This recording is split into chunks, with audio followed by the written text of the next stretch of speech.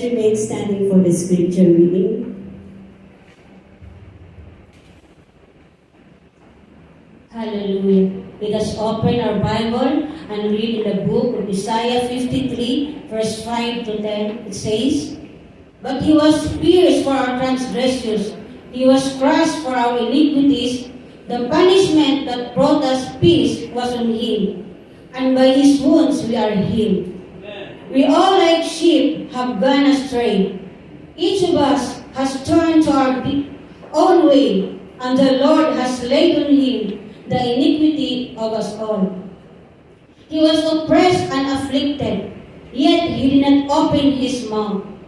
He was led like a lamb to the slaughter, and a sheep before its shearers is silent, so he did not open his mouth.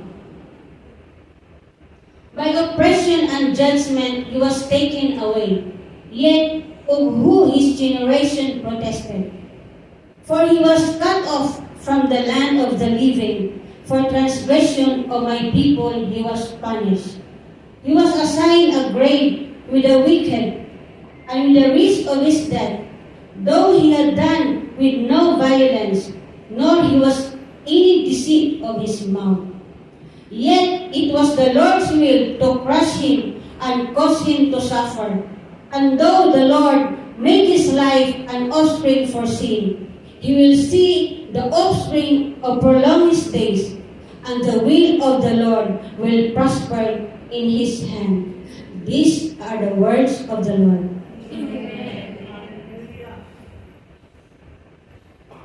Let us bow down our head and let us pray.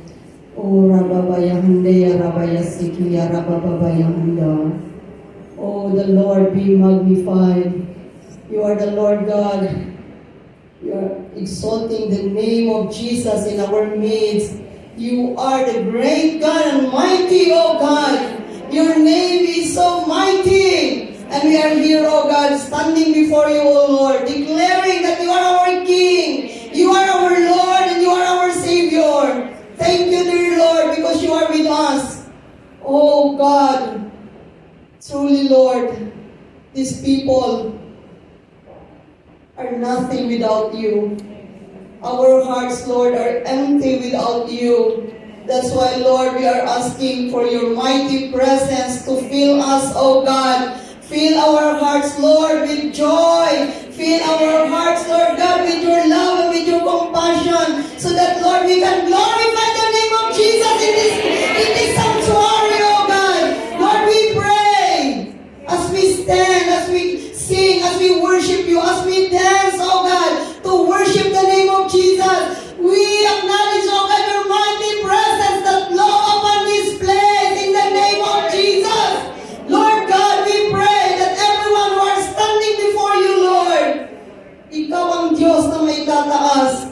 Ikaw ang Diyos na aming sasambahin. Ikaw ang Diyos na aming itatanghal, because you are the God who saved us from the bondage of sin, oh God. And now your people are free to worship you.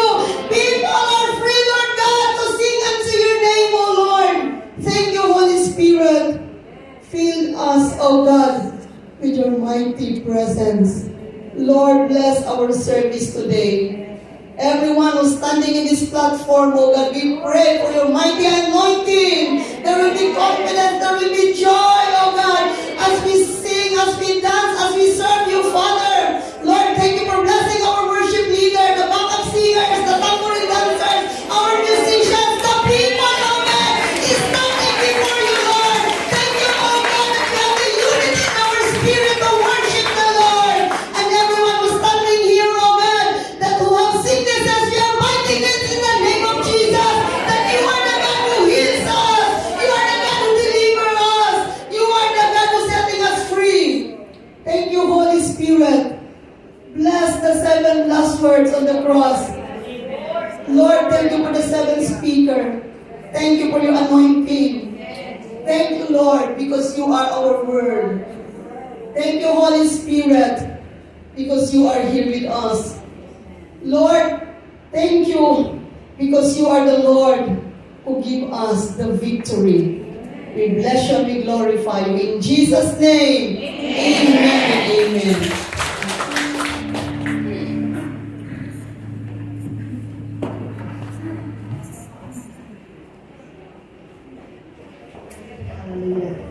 truly, the Bible says, two or three gathered in His name, He is in the midst of them. Amen. Let us all rise once again and let us celebrate. Hallelujah. The presence of our Lord is here.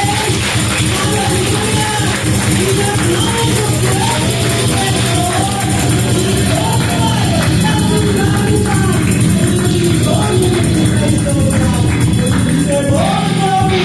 all the honor. Hallelujah. Let us all be seated.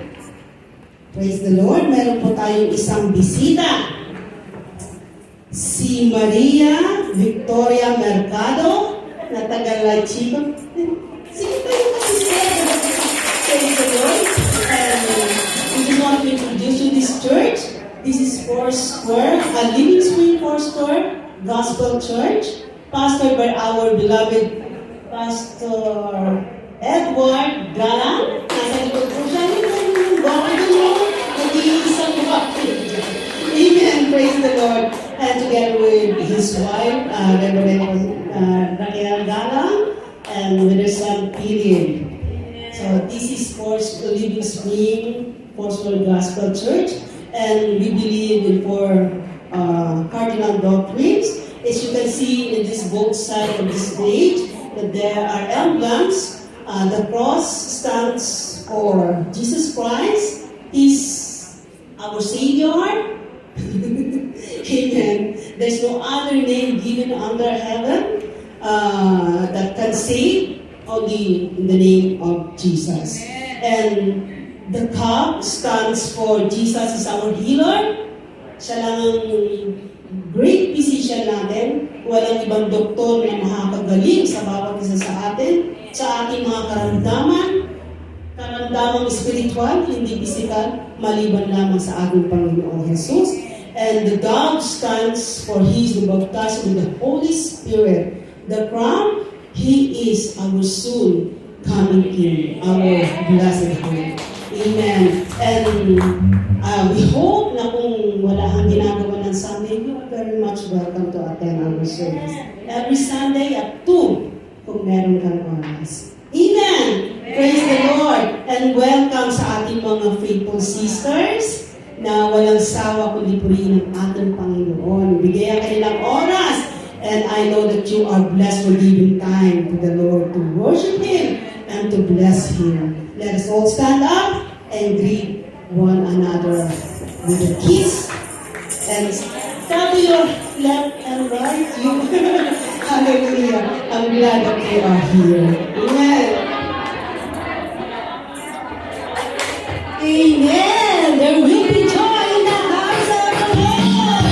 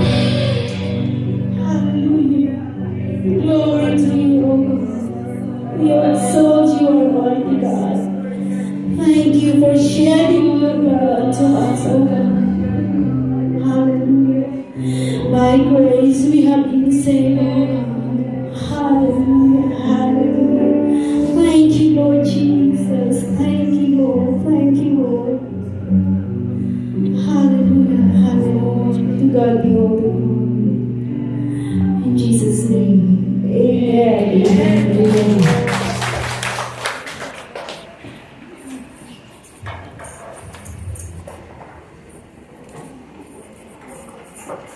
God is good all the time. Jesus is risen, right?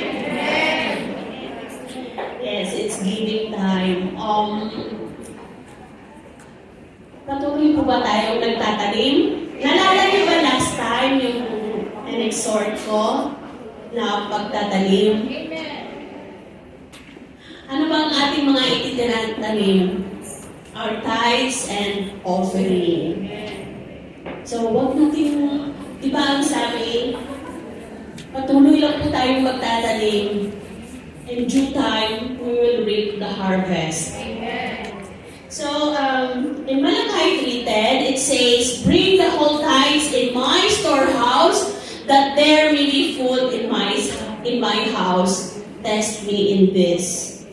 God is encouraging us to test Him. This is a complete cycle. Gusto ng Panginoon na i-test natin siya, and then, minamagnify din tayo ng Lord sa kanyang telescope yung obedience natin. Amen po ba? Hindi ho, kasi kung aminin man natin, medyo mahirap ng tithes sa ating mga bulsa. Lalo na kung malaki ang ating sahod, malaki din ang ating ita-tithes. Pero, tandaan po natin, today is the resurrection day. The power of resurrection, we enjoy already the life na binigay ng Lord. We enjoy the provision. We enjoy everything. Hindi pa ako tayo nakapagbigay, we enjoy everything. How much more kung obedient po tayo sa command ng Panginoon. Amen po ba? Mahina? Amen! Mahina pa din. Amen! Amen! Talagang may conviction yung pag-amen natin kasi may kasagutan. Amen! Hindi yung amen. Parang nagdadalawang isip ko pa, bigay kayo ni Lord yun? Kasi parang mahirap. Hindi! Pag nagbigay tayo ng ating tithes and offering, there is conviction agad na, Lord, ibibigay ko to dahil isasagutin mo yung mga panalangin ko. Kasi hindi pa tayo nagbigay, tandaan natin. Lagi kong nilalagay sa puso't isipan ko. Hindi ko ba naibigay yung May, parang April, nagkapagbigay na. Yung May, pero ang iniisip ko, Lord, thank you sa employer ko. Thank you sa work na binigay mo sa akin. Maraming gustong pumunta ng Hong Kong, pero hindi lahat nakapunta. Isa ako nag-i-enjoy sa provision mo. Kung kulang man, hindi yung problema ni Lord. Kasi overspending ka na. Di ba? Nasisira yung tithes mo dahil overspending. Pero kung good steward ka, minsan kasi, para hindi tayo yung mag-overspending, maglista po tayo. Magkano ba yung monthly ko? Tapos maglagay ka din doon ng emergency. Para in case na mayroong emergency, may amount ka na. Hindi yung pagtingin mo, may sale, kasya ka to. Yung parang ganon. So, tandaan mo natin, ang paggastos ko ay hindi bigla-biglaan, nakaplano. So, kasama na yun. Number 1, yung tithes natin sa listahan. Amen po ba? Amen. Amen po ba? Amen. Thank you, Lord. So, let us raise our tithes and offering. Lord, salamat, O God, because of the power of your resurrection, we enjoy life. We enjoy your promises, O God. Lord, receive and accept this tithes and offering that we brought to your throne, O God, for the furtherance of your kingdom. Thank you for the gift and the giver, O God. Be with us all the time and walk ahead of us, O God, for our provision. Thank you so much, Lord, in Jesus' name. Amen.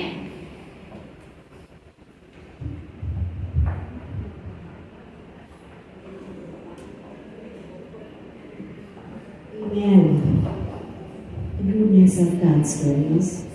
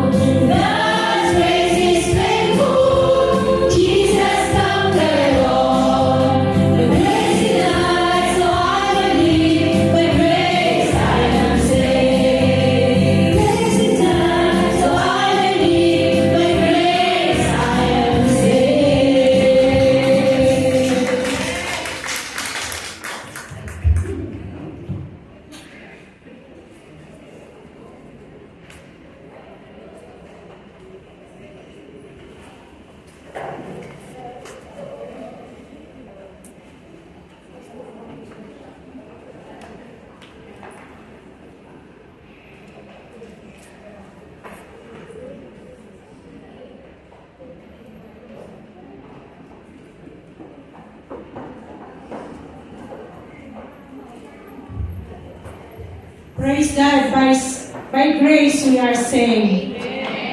Let's go to our announcement. The choir will have a practice today after the closing prayer. Beginning the month of May, kindly submit your contribution for the bowling, worth 100, and the buffet is 150 for the members and 200 for non-members. Please submit it to Sis Evelyn Domingo. General announcement. Please do not pour water, leftover coffee, on any liquid to the trash bin near the fridge, so it's easy to throw to the second floor. Maraming salamat. If you are already baptized in water and have been attending this church for 3 months, you can already apply for membership. Please approach Sis Evelyn for the forms. May 1 is Saturday and Sunday praise and worship retreat. Pray for good weather and good health. Happy Easter Sunday, everyone. Thank you, Sister G, and thank you, worship team, for your ministry today. To give more details about our pre-anniversary activities, so during the first Sunday of June, that will be all of us will go to evangelize. We're going to distribute gospel tracts. Amen? Yes. That will be the first Sunday of June. And on the second Sunday of June, after the service, okay, after the choir practice, whatever rehearsal, the tambourine, okay, at 5 o'clock, we will go to Wappowa for the bowling. Okay? 1 hour bowling. Okay? On that Sunday, second Sunday, part of our pre-anniversary activities. Okay? And then on the third Sunday of June, Living Spring Got Talent. Okay? So there will be some contest here of dance, Bible quiz, Bible drill, that we are going to thank God that the Lord has gifted us with talent. So, to clarify things. And then, the fourth Sunday, wala nang activity kasi final rehearsal, and then July 1, our celebration here. So for more details, always update our bulletin. We'll give you information. We're just focused first on May 1. Okay? Sino na po nakabayad sa May 1 na Praise and Worship Retreat? Extended to the church members. Ang sige nga, taas ang kamay. Sa'yo magyaya sa May 1. Amen. Included, no? Ang Saturday. Praise God. So, focus tayo doon. After May 1, all details for pre-anniversary will be published. Okay. So, excited na ba ang lahat? Kaya, meron tayong 100 sa bowling, kababayan nyo lang sa yate, di ba? And then, meron tayong buffet, tapos bibili pa kayo ng damit. Ang iba pa, iba ang uniform dito sa church, tapos meron pang isang damit pang punta sa hotel. So, praise God for our celebration. But this afternoon, we are going to focus our hearts and our mind as we remember the cross. We have 7 speakers. I'm going to introduce briefly, one by one. Our first speaker is a member of our church council, a member of the follow-up ministry leader, and our leader for June 1 ministry. Our first speaker is Pastora Jonah Seriola. Our second speaker, I had assigned her for like a month and a half. If she's watching, God bless you, Sister Yoli. She could not come because the lady boss is positive. So when she told me last Friday, Pastora, should I come? Maybe no. Sabi ko, okay, what is in your heart? Para po, nag-positive po ang kanyang boss na babae. But then I called someone to explain things and I said, what do you feel? You only have 3 days to prepare. Dapat din daw niya na kung ano yung ibibigay ng Lord, susunod siya. Siya yung ating bagong ministry leader sa Theater and Arts, isa sa ating mga song leaders. Our second speaker is Sister Michelle Amadan. Our third speaker is our Prayer Warrior ministry leader. She's one of our Sunday school teachers, at the same time, one of our cell group leaders. Let's welcome our third speaker later on, Sister Cristina Sibla. Our fourth speaker is an igsuod to all. Lagi siyang sinasabing igsuod to all. Our praise and worship ministry leader, one of the members of our council. She is our Sunday school, one of our Sunday school teachers, and Lama outreach leader, Sister Tuchi Katalita. Our fifth speaker is our cell group coordinator, a very active church member, a Sunday school teacher. I'm referring to Sister Merly. Our sixth speaker is our new Ripples editor, our Sunday school superintendent, and one of our Sunday school teachers, Sister Hazel Almada. Our seventh speaker speaker is one of our cell group leader and also a very big help in our June 1 ministry outreach, Sister Mimi or Jocelyn Dion. Amen.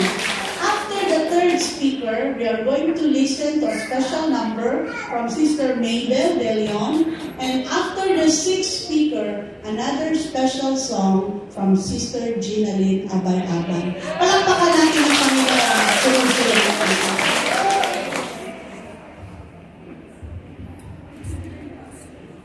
Good afternoon, church. Are you blessed? Amen. So, before I'm going to start, let us pray. Hallelujah, Lord. Panginoon, maraming salamat sa pagkakataon na ito. Ibinugulitan namin ang iyong pagkamatay sa cross.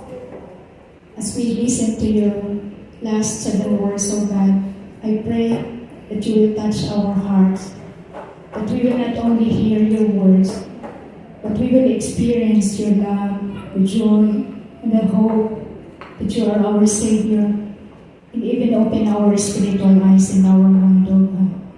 Thank you, Lord, as we commit this portion of time. I pray that you will minister to each and every one of us. In Jesus' name we pray. Amen. The first saying of Jesus Christ on the cross, Father, forgive them, for they not know what they do. In Luke 23, verses 34. This first saying of Jesus on the cross is traditionally called the word of forgiveness. It is theologically interpreted as Jesus' prayer for forgiveness for the Roman soldiers who were crucifying him and all others who were involved in his crucifixion. These words, spoken in the midst of unimaginable sufferings of Jesus, and it revealed the depth of his heart, a heart full of love that defies human understanding. A love so profound because even in his agony, Jesus' concern was for the forgiveness of those who counted themselves among his enemies. We also once were God's enemies. When we disobey God, when we reject Him, and living our lives to be controlled by our human nature. But thanks be to God, we have been brought back to Him and even call us His friends because Jesus died for us. Father, forgive them, for they not know what they do.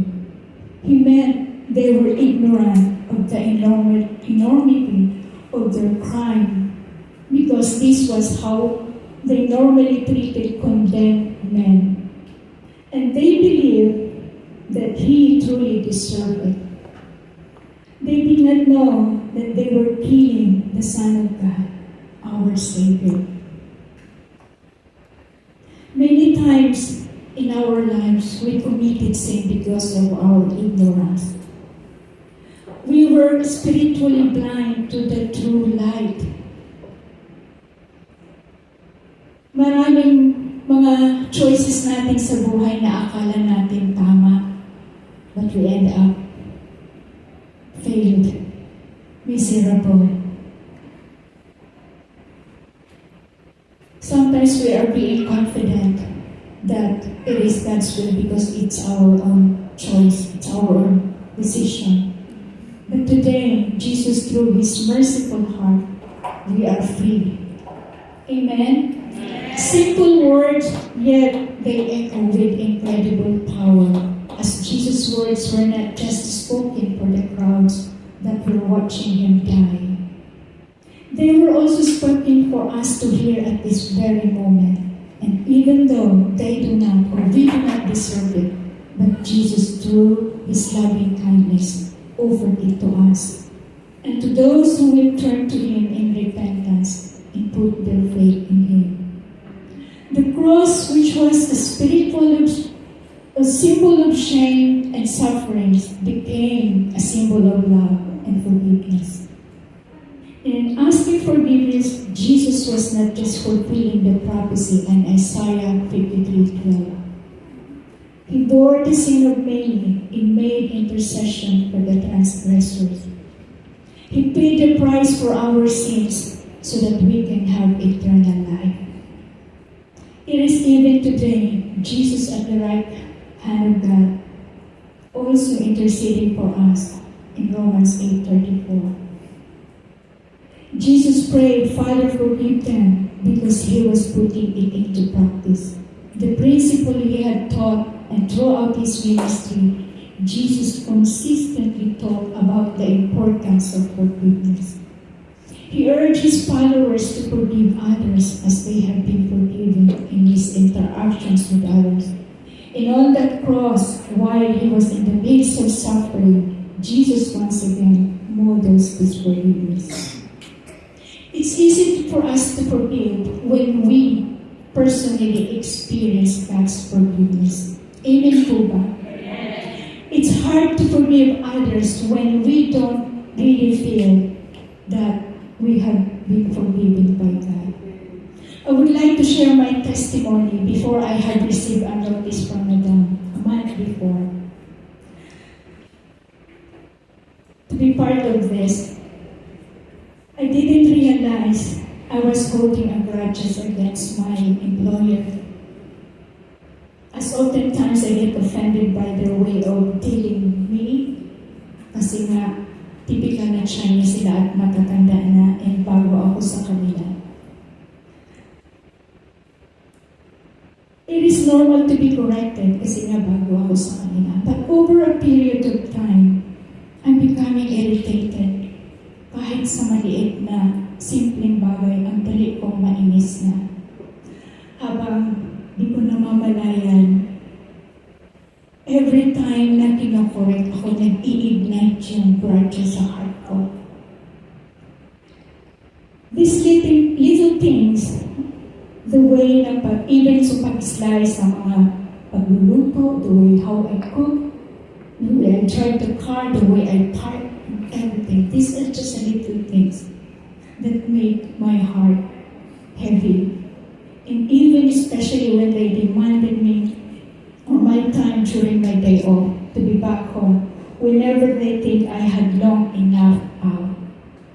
And at the back of my mind, sige lang, matatapos lang din ang lahat ng ito.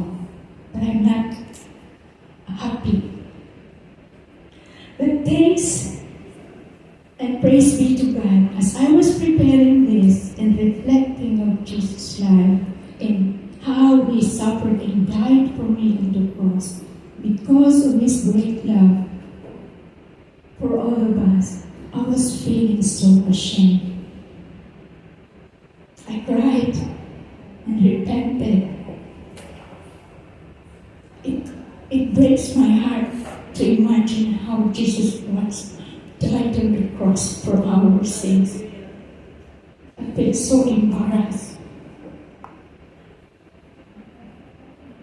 I repented and asked God's forgiveness, and by His grace, enabled me to accept my employers the way how they did me. And I enabled them as well to forgive them as well. Since then, my way of thinking being changed. I was feeling relieved of my burden. It is something like He lifts me out of my narrow self-focus concerns and gave me a sense of His greatness, His power, and His love. Glory to God.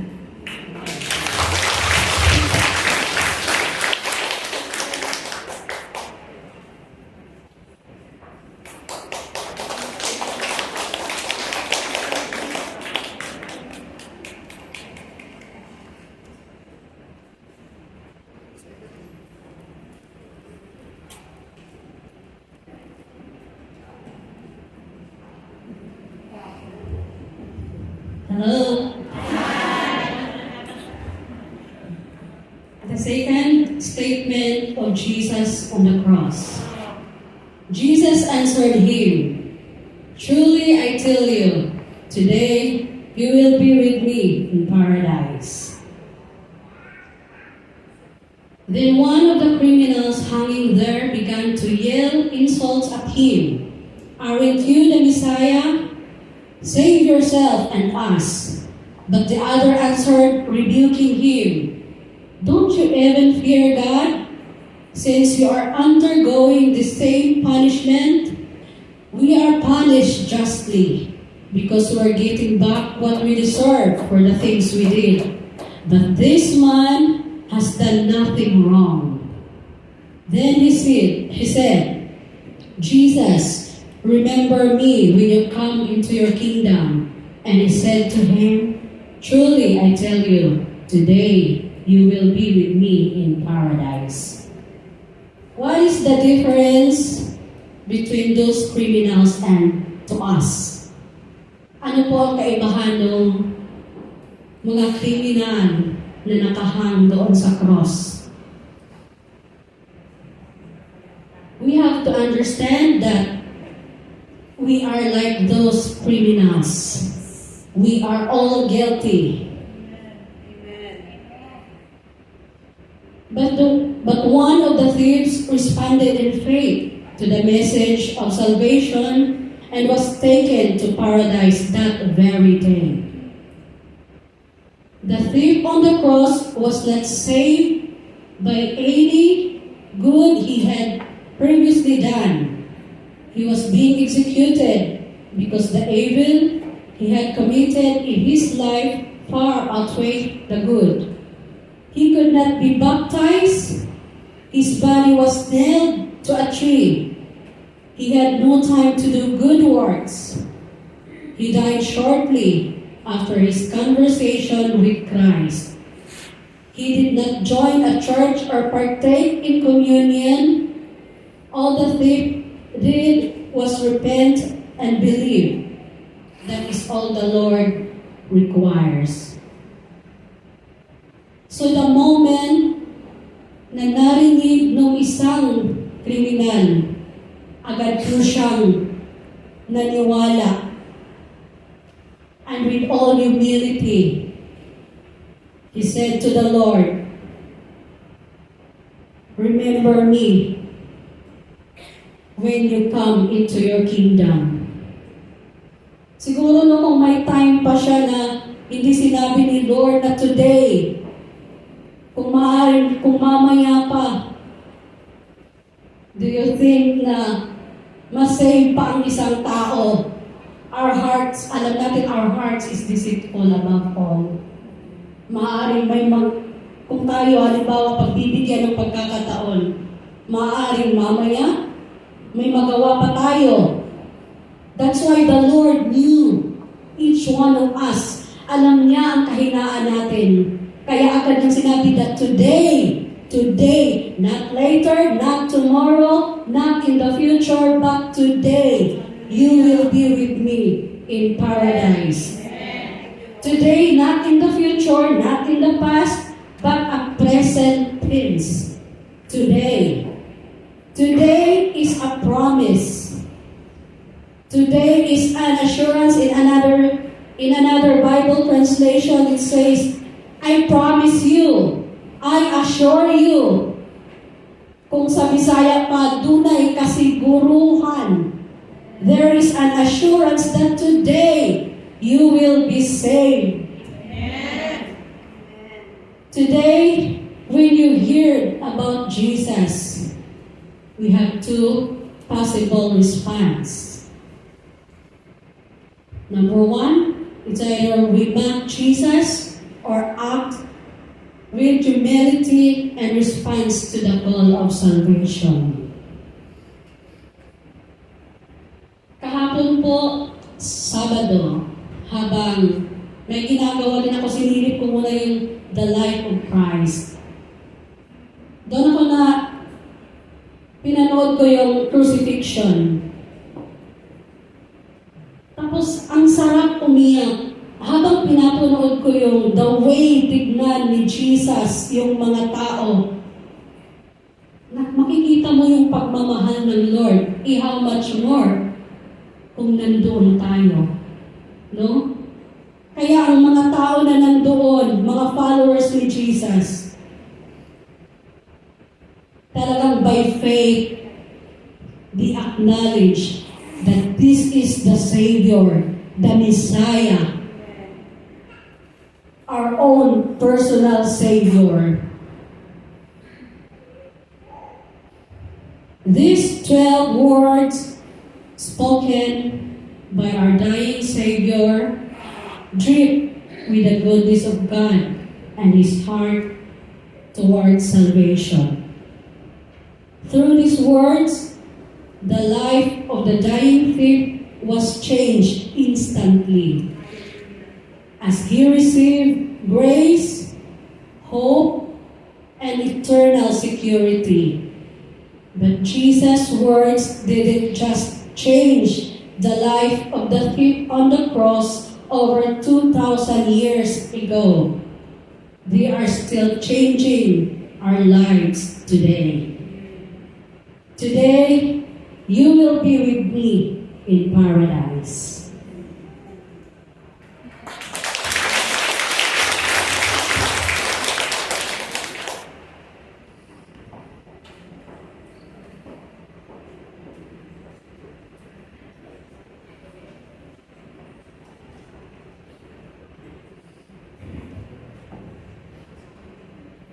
Hallelujah. The third words that Jesus said on the cross, "Woman, behold thy son, behold thy mother." In John 19:26 and 27, it says, when Jesus saw his mother there and the disciple whom he loved standing nearby, he said to her, "Woman, here is your son." And to the disciple, "Here is your mother." From that time, this disciple took her into his home. Amen. God bless His word. Dito makikita natin dito sa passage na to is about the relationship between the mother and the son. Dito makikita natin dito is about respect, is about the care and the love. So tayo nga, our earthly mother, we love them very, very much. Sino ba ang hindi nagmamahal sa ating mga nanay? Di ba?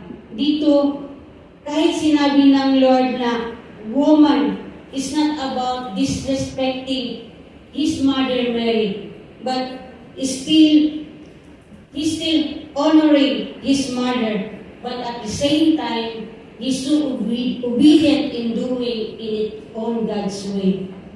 This passage have teach us the two lessons that we need to be learned. The first one is that Jesus is so selfless. No? Even in Jesus' greatest pain, he's still concerned of his mother Mary than his own pain.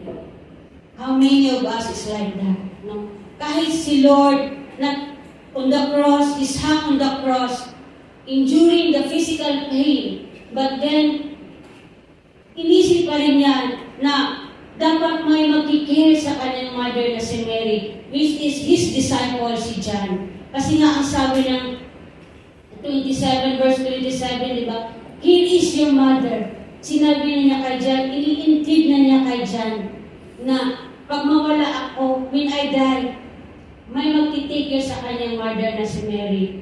No? Sa atin, sometimes we are consumed by our own pain, no? Sometimes we forget that, consider na there are people also, our churchmates, na they are experiencing pain also, no?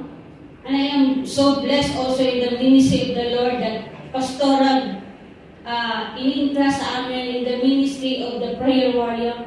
Kasi talaga is-teach us, no, not focus on yourself. Still accommodate ang pain ng iba. No, katulad nung sa passage na to na si Lord, grabe ang pain niya, but still remember the pain of his mother Mary. No? That's the first na ating matutunan na grabe si Lord, Jesus is so selfless. And then, the second one, that we need to be intentional caring for others while they are in pain.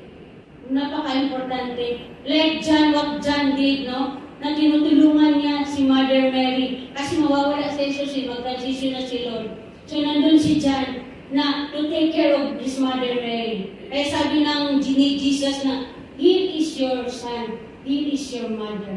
No? Can we apply also that in our lives, ating daily lives? We have our own cross. No? But we still remember na, brothers and sisters in the Lord, let us still continue to minister, to assist each other in the needs or our pain. No? Thank you and God bless everyone.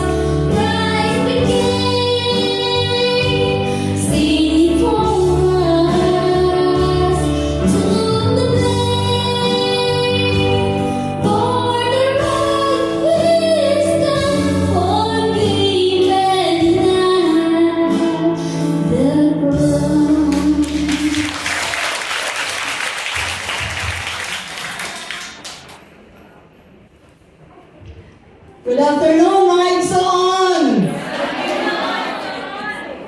The 7 last words of Jesus on the cross. Matthew 27, 45, 46. It is now 12 noon in Jerusalem, in which the day of our Lord Jesus Christ was crucified. The Bible says that in 3 in the afternoon, darkness fell across the land. At 3 o'clock, silence was broken as we hear our Lord Jesus utter these words from the cross with a loud voice, Eli, Eli, lama sabachthani, which means, my God, why have you forsaken me? This phrase is an abandonment by the Son, by the Father. Another interpretation holds that at the moment when Jesus took upon himself of the sin of humanity, the Father had to turn away from the Son because the Father eye is purer than to see evil and cannot look at wrong. In Jesus, there are two natures. Jesus is fully 100% God, while at the same time being 100% fully man. This statement, my God, why have you forsaken me? We also understand that Jesus knew exactly why he was on the cross. But Jesus did not believe that his Father abandoned him. In his humanity, in the midst of his pain, in the midst of his difficulty, in the midst of his agony, he is crying out to his Father, let this cup pass from me. Why have you forsaken me? I believe there are 4 lessons that we learn from this 4th saying of Jesus from the cross. First, it is okay for you and I to cry out or to question God, even at times express our frustrations towards God. Here we see Jesus, the God of the universe, the God who created everything. We see his humanity. So if Jesus, the God and Savior of us all, is able to express this frustration, this confession, and his struggle, then how much more should you and I? And feel free to ask, to reach out and to struggle and to question God in the midst of our deepest pain. In this moment, remember that God is inviting us to cast all our cares because he cares for us. Second, even though we may cry out to God, God may never give us the answer why. Did you notice here that Jesus reached out his Father, my God, why have you forsaken me? In response, there was silence. There was no answer. And you know that there are times in our lives when we're crying out to God, we're saying, God, why you allow these things to happen to me? Why did you allow this loved one to be taken away from me? Why is it that you allowed my marriage to fail, even though I did everything I could as a spouse? Why is it that you allowed, you are keeping me single for so long? Why is it that you are not able to have children? Why the power down there? Children, left and right are popping. Why it is that I've been stuck in this financial situation? Why I did not get this promotion from my job? We continue to cry out to God. Why and why? We must accept the fact that there will be times in our lives, Even though we may ask the question why, God will still respond in silence. And there's the question. If God were answer your why, would it make you feel better? May mas masal ba tayo? God can give you the answer to why, and that still would not remove the pain, the struggle, the frustration that you're going through. Third lesson we can see here is that we have to be careful that we don't confuse silence with absence. You see, sometimes we assume that because God has not given us the answer to our prayers, that He must not able to care for us. Because God is silent doesn't mean He is absent in our lives. What God is doing is working something behind the scenes that you and I have no idea. Amen. My life testimony, ang dami ko rin pong pinagdadaanan. I have pain, I have struggle, I have circumstances, and I cannot stand here without God change my life. Ang dami ko rin iyak, ang dami ko rin kasakitan, but because of God's love for me, mahal tayong lahat ng Diyos. Ang sabi niya, ibigay niyo sa akin lahat ng kabigatan and I will give you rest. Amen? The fourth final lesson we can learn here is that Jesus understands our pain because He's gone through it. Jesus understands the pain because He is betrayed. Amen? He understands what it's like to be denied. He understands what it's like to be lost the loved one. He understands what it's like to be humiliated. He understands all of our difficulties and the pains. He understands you and I on what we are dealing with. And that's the reason He is the only one qualified to mediate between God and man. And now He is in the throne sitting in the right hand of the Father. Amen? So the next time you are feeling physical pain or emotional pain or spiritual pain, where you're feeling disconnected with the Father, know that Jesus has gone through it.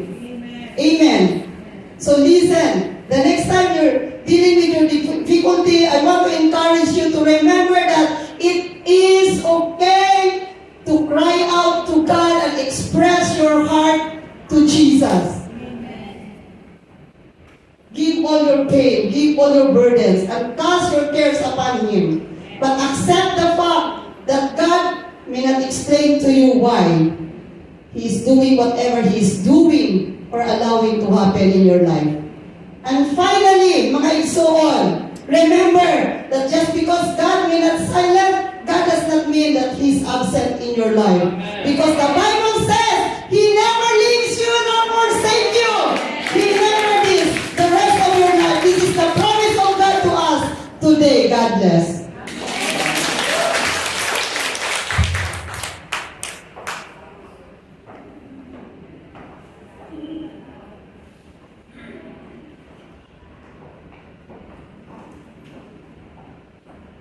Kanina, after ng opening prayer, umakyat ako sa dali. Hindi pa bukas ng left, ay may mga nakasabay akong ibang nandun. Hindi nakita nila yung naka-screen na yung buhay yung tubig na umaagos, yung living spring. So, narinig ko sa kanila, oh, living spring, sabi gano'n. Alam niyo, kung natitigan niyo lang kanina yung nasa screen na buhay ang tubig na umagos, sa pagtitig mo pa lang, mga ano na yung kauhawan mo. Ramdam niyo ba yun kanina? Or hindi niya natitigan? Okay. So next time, titigan natin na, paano pa lang, kahit na ako nauhaw na yun, kumbaga, maano na nito ang kauhawan natin. Napakaganda yung titigan kanina yung habang umaano siya, buhay na buhay. So, dito tayo ngayon sa panglimang sinabi ng Panginoon. Pagkatapos nito, alam ni Jesus na naganap na ang lahat ng bagay at bilang katuparan ng kasulatan ay sinabi niya na uuhaw ako. Hindi mo ligid sa atin na mula nung nililitis ang Panginoon hanggang sa ipinakusa sa krus ay sobrang hirap ang kanyang pinagdaanan.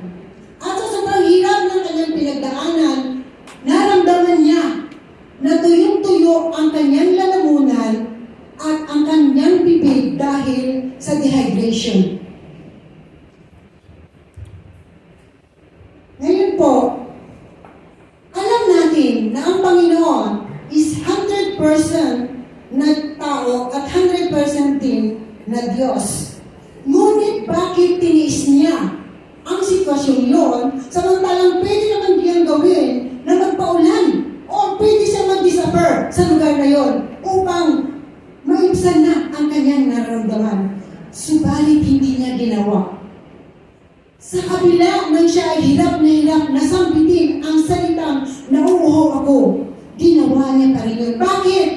Una, dahil nais niyang iparating sa atin, patunayan sa atin na ang kanyang salita ay totoo. To fulfill the prophecy. Yun ang unang nais na iparating sa atin ng Panginoon. Ngayon, purihin ang Diyos sapagkat ang Diyos ng Living Spring ay totoo. Ang Diyos ng Living Spring ay hindi sinungaling. Ang Diyos ng Living Spring ay pinutupad lahat ng kanyang sinasabi. Amen! Amen! Kaya, alam niyo mga kapatid, mahinihingan tayo sa Diyos na hindi natutupad, hindi natin natatanggap. Iyon ay dahil may nais ang Diyos na ayusin sa ating buhay. Iyon ay nais ng Panginoon ang mas mabuti para sa iyo. Sabi niya, maghintay ka. Sabi niya, may mas maganda akong plano para sa iyo. O kaya, baka sa kasalanan, hindi tayo naririnig ng Panginoon. Yun ang dahilan. Pangalawa, to demonstrate the empathy towards us. Kaya, hinayaan ng Panginoon, sinikap ng Diyos na sambitin ang nauuhaw ako dahil nais niyang iparating sa atin na anak, nararamdaman ko ang nararamdaman mo. Ikaw ba ay uhaw sa pagmamahal? Uhaw sa kalinga? Nararamdaman ko yan, anak, naiintindihan ko. Kaya, inaalo ko sa iyo ang tubig. Ang sabi niya, sa John 4:14, ang sino man tumanggap ng tubig na kanyang inaalok sa atin ay hindi na mauuhaw kailanman.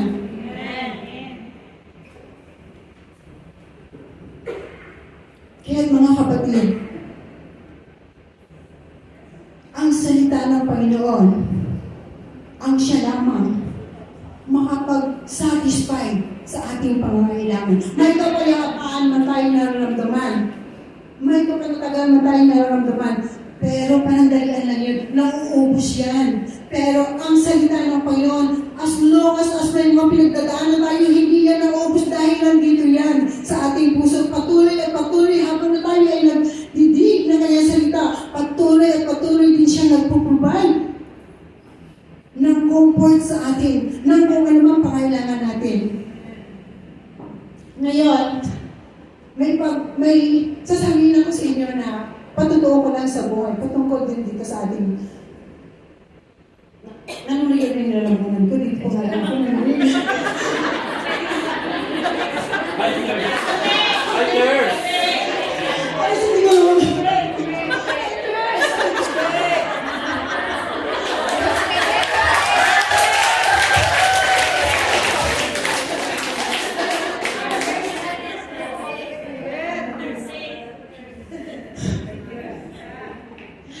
Nag-message ako sa anak ko, sabi ko na, alam niyo ba anong tawag ng balon sa amin sa Bisaya? Bubon. Bubon ang tawag namin sa balon. Nag-message ako sa anak ko na, sabi ko na, picturean mo nga yung balon natin dyan, yung bubon. Ang pinicturean niya ngayon, dumating sa ating bubon. Bubungan ng bahay. Sabi ko, ano ba naman ito na? Ang bubon, balon ang pinapapicturean ko sa'yo, bakit bubungan ng bahay ang pinadala mo? Ngayon, ano ang kinalaman nito dito sa ating usapin ngayon? May balon kami na mahigit 70 years na yon. Hanggang ngayon, ang balon na yon ay pinagkukuhanan namin ng aming ikinabubuhay bilang tubig na ating kinakailangan. Ang nanay ko ay napaka-panalangin na nanay. Sa gabi, at pagising niya sa umaga, alas 4 pa lang yan ng madaling araw, ay nananalangin na yan. At ang aming balon, noong panahon na yon, alam niyo naman na may mga El Niño dumarating noon. At kapag gano'n ang panahon, hindi sapat ang tubig ng aming balon. Dahil sa nanay ko ay sobrang mapanalangin talaga, alam ko na kasama sa panalangin niya ang kung saan kami kukuha ng tubig kapag panahon ng El Niño. So ngayon, nanaginip ang nanay ko. Dahil tayo kasi mga nanay, alam natin yan na lahat, inaalala natin yan. Ngayon, nanaginip ang nanay ko. Ang sabi sa kanyang panaginip, hukayan pa daw namin yung balon. Dahil mayroon daw na tuburan pa. Alam niyo ba yung tuburan? Spring. Or living spring, di ba? Yan. So, alam niyo po, sinunod na nanay ko yun. Ginawa niya yun. At yun na nga po, totoo ang nangyari. Habang palalim ang paghukay ng balon, may lumabas na maraming tuburan sa balon. At praise God, dahil kapag tayo naghukay sa balon, sa salita ng Diyos, magpupupay talaga ng tubig. Ngayon, may iwan akong tanong sa bawat isa sa atin. Naghukay pa po ba tayo ng tubig? Or, kontento na tayo sa konting tubig na meron tayo? Yan lang po. Praise God.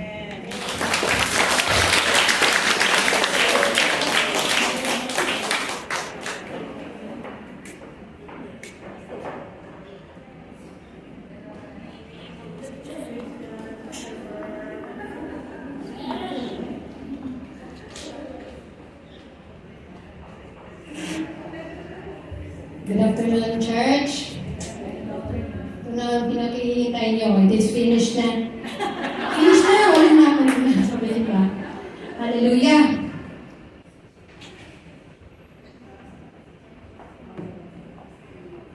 The 6 words of Jesus when he was hanging on the cross was, "It is finished." So John chapter 19, verse 30. When he had received the drink, Jesus said, "It is finished." With that, he bowed his head and he gave up his spirit. Hallelujah, no? It is finished. When we say it is finished, wala na. Finish na. Di ba? Finish na. Tapos na, wala na tayong kailangan gawin. Di ba? When Jesus said, "It is finished," it is truly finished. Nothing is lacking or missing on what he has done. He was on the cross. That cross now is empty because he is risen, right? He was on the cross because of you, because of me. Kasi, makasalanan tayo. When we were born into this world, we inherited, no, sadly, wala tayong magagawa doon. Hindi na natin mababawi. We inherited the sin of our forefather Adam. You know? Jesus is God in the flesh, which means he is also like us human. But there are differences. We all know that there are differences. Jesus is God in the flesh, which means he is also man. He has the authority. He is powerful. Jesus was born through Mary but was conceived by the Holy Spirit. Medyo tricky ba? Kasi how can you be born into this world without your biological father, right? Amen?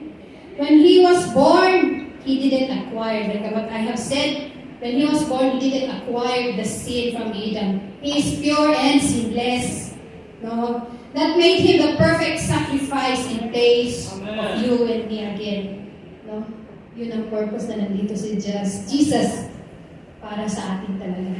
Not for himself, but for us. Man was alienated from God because of sin. Ito talagang sin. No? Sin is within us. And the penalty for sin is death. Jesus took the penalty of our sins so that we can be reconciled to God. Kasi when we were born, ito ang original plan ni Lord is we have a relationship with Him. No, we are connected with Him. Right? Amen? But then, this sin came into the world through Adam. So that's why we acquired the sin. That's why, whether we like it or not, we are sinful. It is in our flesh. It is in our flesh and soul. So God, kahit gano'n ang nangyari, may paraan pa rin ang Panginoon. You see the love? Diba? The love that transcends all understanding. Ikaw, ang ating love lang naman is, there are many times, though we are, na tayo ngayon, Kristiyano na, we are striving that love na ma-perfect din natin. No? Kasi, if we didn't know God, ang ating love lang is may condition. Mahal kita kasi ganito, mabait ka sa akin, edi kung sabay ka sa akin, hindi sabay din ako. Ganun tayo ng mga tao. Diba? Jesus, when he was still on his death kasi is processing.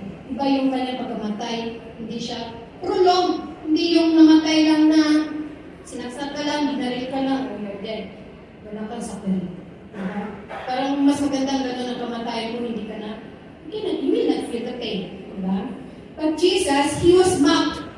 Oh, so kani sa Bisaya na hindi mocked, panamas-tamasan ba? No? He was humiliated, ipakaulawan. Grabe kita gani, kay gamay lang gani na ito. No, sorry po. Tagalog pala. yung konting na nga sa atin, sasaktan na tayo, di ba? But God endured all that, no? He was flogged, no? Spakapan, hinuwaan, taluod mo, di ba? Bigyan ka ni Besh, di pa magkaligsik lang gamay. Ay, wala na nasad ko ni mo, Besh. Di ba, sa keto? And maybe, no, many others that were not recorded in the Bible. Hindi natin alam kung ano pa yung mga pinagdaanan niya, every detail. Diba? Talagang, ano kaya, ilang mga tao yung nagsipa-sipa sa kanya, nagsabi na ganito ka, ganyan. Diba? All these harsh words, no? That He has endured for us. No? He was despised by many. No? Tapos yung mga disciples niya is 6 minutes naman na lang. His disciples abandoned Him. Yung 12 disciples, minus 1, diba? Yung 11 disciples, iniwan siya. No? Of all your friends, no? Konti na nga lang kayo, iniwan ka pa. No? Talagang makikita mo doon na sino ba yung friend mo in times of trouble. Diba? He went through all those brutal events. Kailangan niyang pagdaanan ang lahat ng yun, no? So that we can be saved. And for that, He completed His mission. His mission was to save you and me from death, no? And no one can undo it. It means no one can cancel it. No one can make it ineffective. No? He passed the most highest standards ni God. Yun, na-pass niya, no? And no one can redo it. That means no one can repeat it or do it again. Amen? There is no name under heaven and on earth in which we can be saved. That's only Jesus. Jesus. It is finished. Finished na. All glory belongs to God.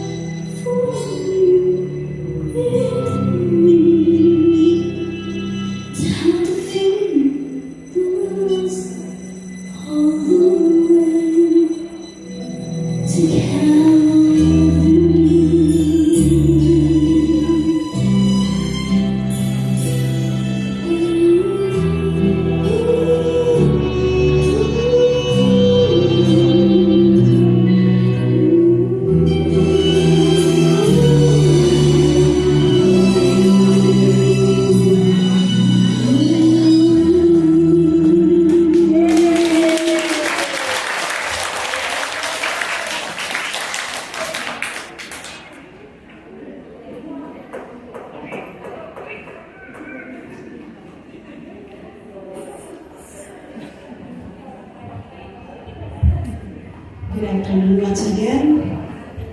The seventh and the final words of Jesus is found in Luke 23, chapter 23, verse 46 says, "And when Jesus had cried with a loud voice, he said, 'Father, into your hands I commit my spirit.'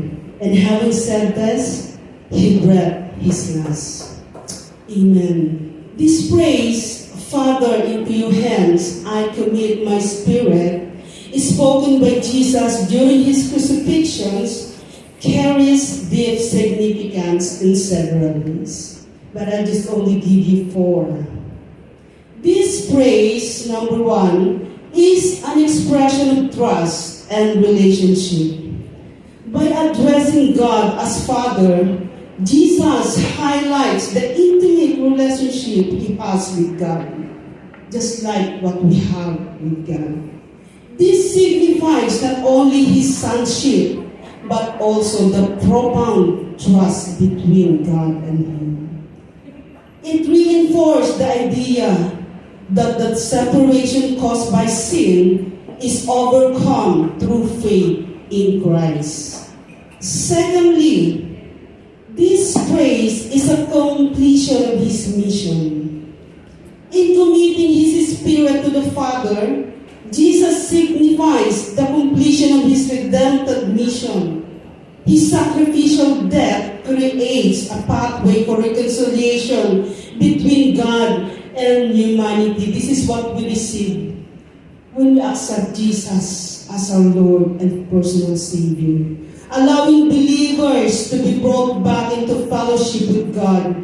And it affirms that through Christ, believers can be in a restored relationship with God, with their Creator.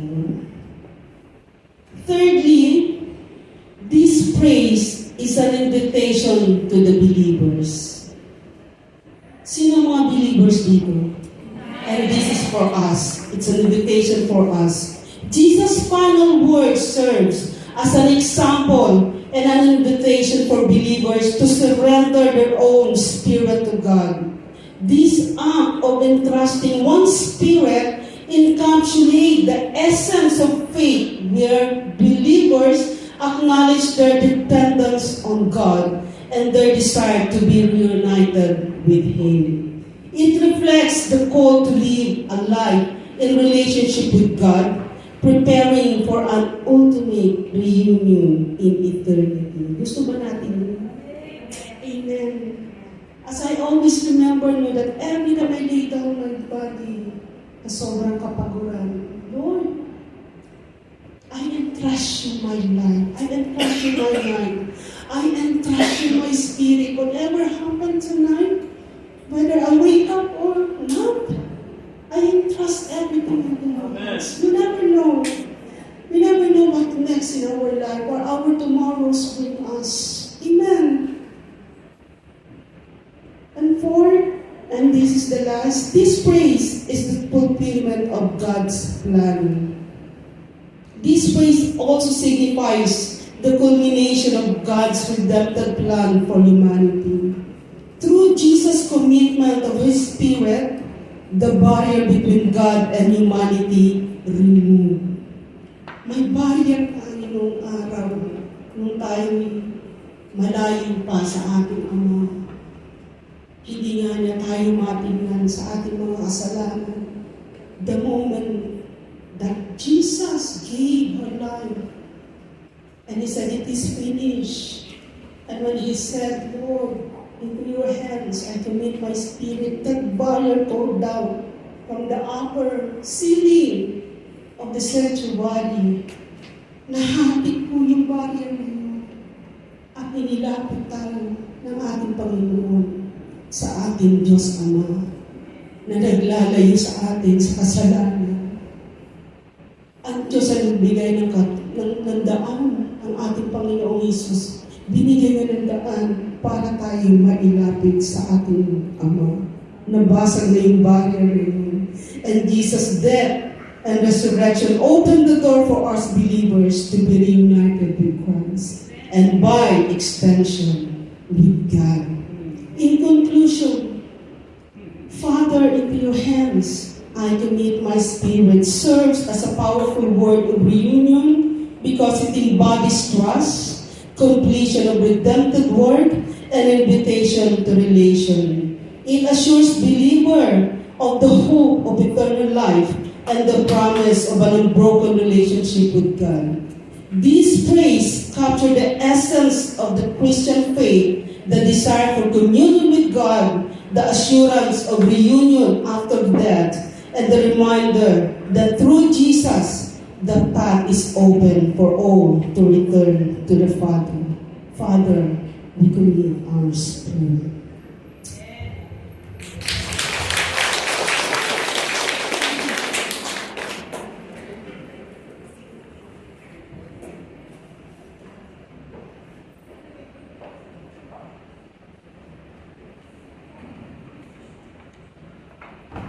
Praise God. I know we're all blessed today.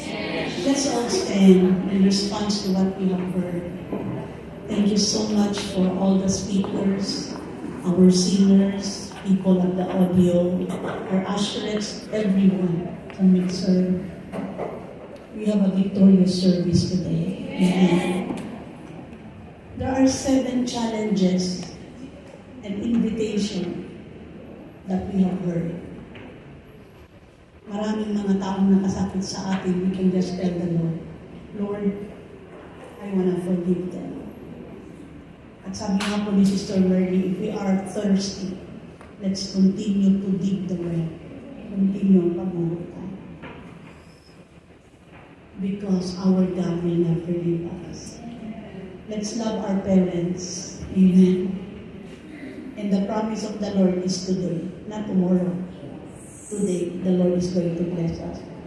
With our heads bowed in the presence of the Lord. Hallelujah.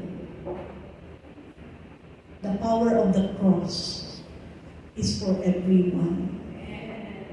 Maybe masamang yung pakiramdam ngayon. May mga bagay na gustong mong i-commit kay Lord. He is here. Amen. Let us respond. With heads bowed and eyes are closed, if you will just gently raise your hand to say, Lord, here is my life. I'm gonna commit to you. Lord, my spiritual life, I pray, oh God, that you are going to ignite. I'm just thirsty, oh God, of many things.